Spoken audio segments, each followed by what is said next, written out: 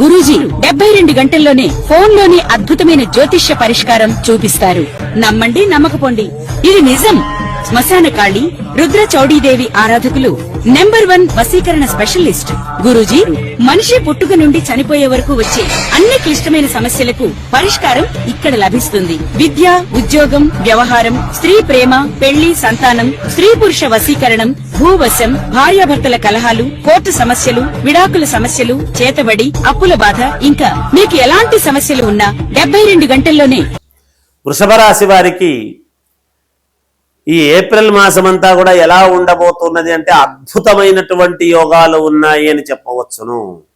మీరు ఏది పట్టుకున్నా బంగారమే అవుతుంది అనేటువంటి సమయంలో ఉన్నది. ఇప్పుడు మీరు వేసేటువంటి ప్రతి అడుగు విజయం వైపు నడిపిస్తూ ఉన్నది.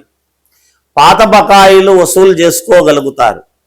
భూ సమస్యలు ఏమైనా ఉంటే కొలిక్కి వస్తాయి. ఎప్పటి నుంచో ఎదురు చూస్తూ ఉండేటువంటి లోన్లు అవి మీకు ఈ మాసంలో అనుకూలించేటువంటి విధానముగా ఉంటున్నది. ఇన్కమ్ ట్యాక్స్కు సంబంధించినటువంటి విషయాలలో చిన్న చిన్న ఇబ్బందులు అనేటువంటివి కలిగే పరిస్థితులు గోచరిస్తూ ఉన్నాయి. జాగ్రత్తగా ఆలోచనలు చేసి సమన్వయం చేసుకోండి. తప్పకుండా అధిక లాభాలు పొందుతారు. ఎక్కువ శాతము ఉన్నట్టుండి అనూహ్యముగా ధనలాభం అనేటువంటిది పొందే అవకాశము ఉన్నది అని తెలియజేస్తూ జయ శ్రీ మహాగణాధిపతయ నమః. ఐం మహాసరస్వత్యే నమః. శ్రీ లలితాంబికాదేవియే నమః. ఈ ఏప్రిల్ మాసంలో ద్వాదశ రాశుల వాళ్లకు ఎలా ఉండబోతుంది అంటే, ఇప్పుడు కాలసర్ప దోషము అనేటువంటి మామూలుగా ఉండేటువంటి వాళ్ళకి కానీ, కాలసర్పదోషం లేని వాళ్ళకైనా ఇక్కడ గ్రహస్థితులు ఏమున్నాయి అంటే, ఏప్రిల్ మాసంలో సింహములో కేతువు, కుంభములో రాహువు, మిగతా గ్రహస్థితులు అన్ని గ్రహాలన్నీ కూడా ఈ ఏప్రిల్ మాసం అంతా కూడా ఈ రాహు కేతువుల మధ్యనే ఉన్నాయి గ్రహాలన్నీ.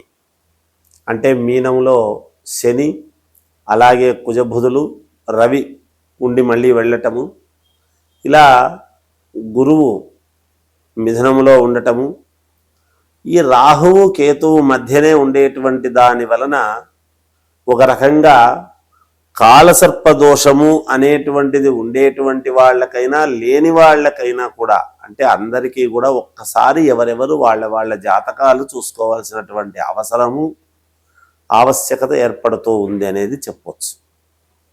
అయితే మరి రాసుల ప్రకారముగా ఇవి ఈ విధముగా ఉండేటువంటి వాళ్లకు ఎవరికి మేలు జరుగుతుంది, ఎవరికి అనుకూలముగా ఉంటుంది అనేది మరి 12 రాసుల వాళ్లకు ఉంటుంది కదా. అలా ఉండినప్పటికీ సహజంగా చాలామంది జాతకాల్లో రాహు కేతువుల మధ్యనే గ్రహాలు ఉంటాయి.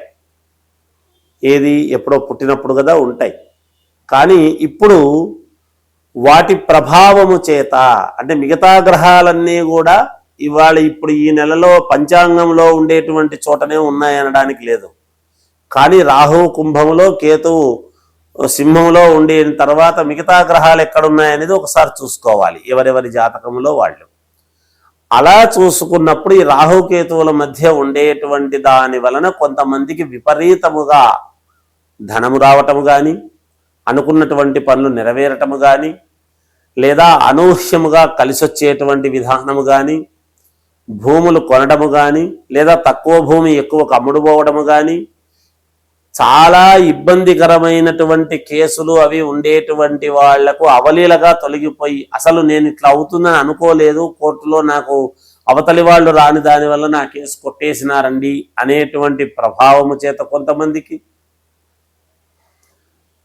అంతేకాకుండా దైవానుగ్రహం, అసలు నాకు ఇది వస్తుంది అనుకోలేదండి ఈ ఉద్యోగము, నేను ఎప్పుడో పెట్టాను అప్లికేషన్, ఇప్పుడు ఉద్యోగం వచ్చింది అనేటువంటి విధానం ఎవరికి అని కానీ, ఉన్నట్టుండి కళ్యాణాలు, అంటే కళ్యాణం ఖాయం కావటము కానీ, వివాహం ఖాయం కావటము కానీ, అలాగే ఉన్నట్టుండి విదేశాలకు వెళ్ళేటువంటి అవకాశము రావటము కానీ, లేదా ఒక అవార్డు రావటము కానీ, ఇలా ఒకటేమిటి ఈ రాహుకేతువుల మధ్య ఉండేటువంటి గ్రహాల వలన అద్భుతమైనటువంటి యోగాలు ఉంటాయి, ఇబ్బందులు ఉంటాయి. ఎవరి జాతకంలో ఇబ్బందులు ఉంటాయి, ఎవరికి అనుకూలముగా ఉంటున్నది, ఎవరికి అనుకూలముగా లేదు అనేటువంటిది ఇక్కడ ప్రాధాన్యతగా కావాల్సినటువంటి. నిజానికి రాసుల ప్రకారముగా చూసినప్పుడు ఎవరెవరి ఏ ఏ రాశి వాళ్లకు ఎలా ఉండబోతుంది అనేది ఇప్పుడు మనము తెలుసుకునే ప్రయత్నం చేద్దాము. అంతేకాకుండా లగ్నము చాలా ముఖ్యము. మొట్టమొదట ఎవరు ఏ లగ్నములో పుట్టారు, నేను ప్రతిసారి చెప్తాను, ఏ లగ్నములో పుట్టాము, లగ్నానికి మిగతా గ్రహాలన్నీ కూడా ఎక్కడెక్కడ ఏమున్నాయి అనేటువంటిది చాలా ప్రాధాన్యత. ఎందుకంటే ఒక్కొక్క అయ్యో ఫలానా రాశి వాళ్ళందరూ ఒకే లగ్నంలో పుట్టాలి అని ఉండదు కదా. అందువలన ఆ లగ్నము ఇంపార్టెంట్ అవుతుంది. అలా ఎవరికి వాళ్ళు మీ మీ యొక్క వ్యక్తిగతమైనటువంటి జాతకాలు మీకు నచ్చినటువంటి వాళ్ళ దగ్గర, మీకు నచ్చిన జాతకుల దగ్గర, జాతకము చెప్పేటువంటి వాళ్ళ దగ్గర చూపించుకొని దానికి తగినటువంటి విధముగా చేసుకోండి. తప్పకుండా విజయము అనేటువంటిది మీ చెంత ఉంటుంది. మనము ఏదైనా ఎప్పటికప్పుడు పరిహారాలు అనేటువంటివి చేసుకుంటూ ఉంటేనే కదా జీవితం. ఆకలైనప్పుడు అన్నము తింటేనే కదా కడుపులో కొంచెము మరి అనుకూలముగా ఉండటానికి. ఏదో ఒకటి, అన్నమే కాకపోయినా ఏదో ఒకటి. అలాగే మనకు జాతకములో ఏదైనా చిన్న చిన్న ఇబ్బందులు అనేటువంటివి ఉన్నప్పుడే దాన్ని ఎప్పుడైతే మనం సమన్వయం చేసుకుంటామో తప్పకుండా అన్ని రకాల వాళ్లకు అందరికీ విజయం కలుగుతుంది అనేటువంటిది నేను పరిపూర్ణముగా తెలియజేస్తూ ఉన్నాను. ఇక ఈ రాహు కేతువుల మధ్య ఉండేటువంటి వాళ్ళకని ఉండని వాళ్ళకైనా 12 రాసుల వాళ్లకు ఎలా ఉండబోతుంది ఈ మాసమంతా, ఏప్రిల్ మాసమంతా